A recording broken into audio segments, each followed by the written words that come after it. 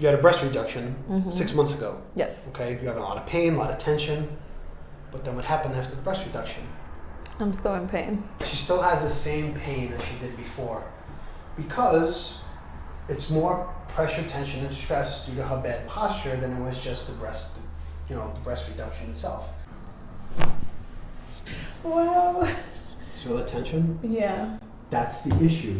It's not the pain. She's in a lot of pain everywhere, but the issue is that compressive force in between her shoulder blades. Yeah, see? Holy shit.